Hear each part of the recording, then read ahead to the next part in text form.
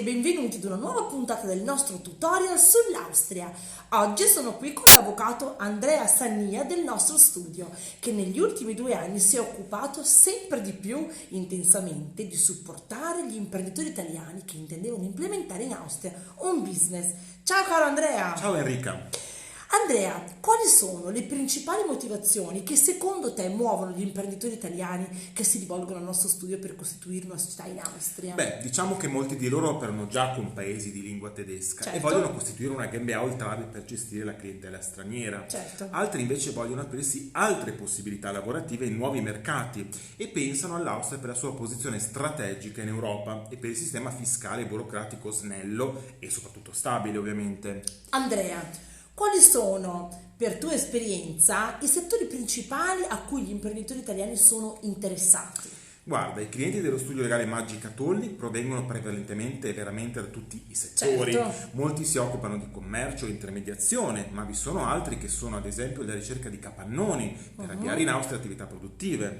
Vi sono poi, non da dimenticare, anche molti imprenditori interessati al settore della gastronomia, visto il grande apprezzamento per i Made in Italy da parte degli austriaci. Andrea, tu a cosa consigli di prestare particolare attenzione quando l'imprenditore valuta la costituzione di una società in Austria? Allora, innanzitutto, salvo che la società non sia una mera holding, è importante avere una sede reale che deve consistere in almeno un piccolo ufficio in territorio austriaco.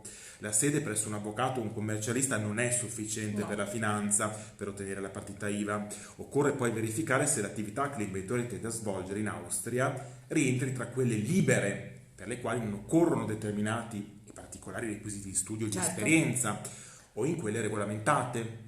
Molti clienti vengono da noi, ad esempio, pensando che per l'attività di consulente aziendale non sia necessario in Austria alcun requisito particolare. E invece si sbagliano, perché si tratta di un'attività regolamentata per la quale occorre dimostrare di aver svolto determinati studi universitari e il fatto di operare in Austria senza le dovute autorizzazioni amministrative può comportare per l'imprenditore sanzioni amministrative anche per migliaia di euro.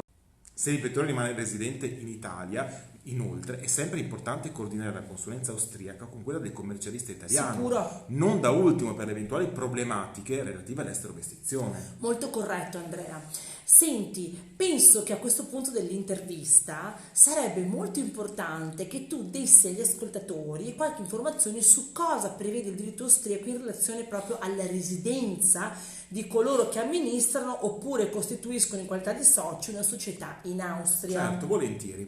Il socio di una società austriaca può avere le residenze in qualunque stato UE o extra UE. Certo. Nemmeno l'amministratore deve avere necessariamente in linea di principio le residenze in Austria. Sì. È importante tuttavia che l'amministratore abbia ai fini della licenza commerciale una residenza principale o secondaria in Austria che gli consenta di essere presente presso la sede legale della società austriaca con una certa frequenza.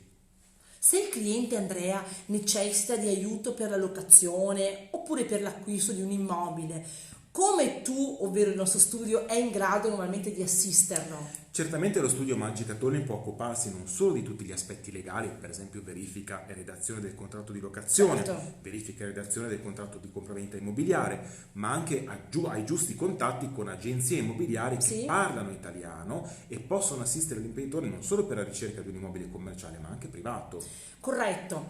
Andrea, da ultimo, spiega magari brevemente come funziona il sistema bancario austriaco e soprattutto, cosa che penso interessi, se è facile per un imprenditore italiano aprire un conto corrente in Austria. Guarda, in generale negli ultimi anni, a causa delle normative comunitarie che hanno molto irrigidito il sistema bancario, non è sempre molto facile per un imprenditore italiano aprire un conto in Austria. È infatti importante affidarsi a un giusto professionista che sappia dare i consigli giusti all'imprenditore o al soggetto privato, non solo al fine di aprire un conto corrente, ma anche per operare in maniera corretta su questo conto. Lo studio legale Maggi Catolli dispone ovviamente di tutti i contatti e le competenze necessarie per aprire e gestire correttamente un rapporto bancario in Austria.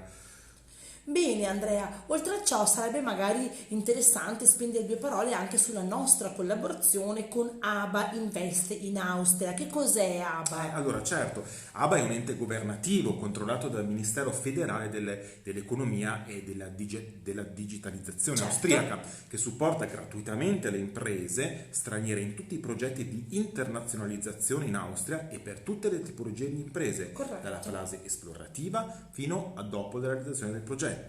ABA collabora inoltre con le agenzie regionali che Certo. assistono sempre gratuitamente gli imprenditori stranieri nel loro progetto in Austria. Bene, per oggi è tutto.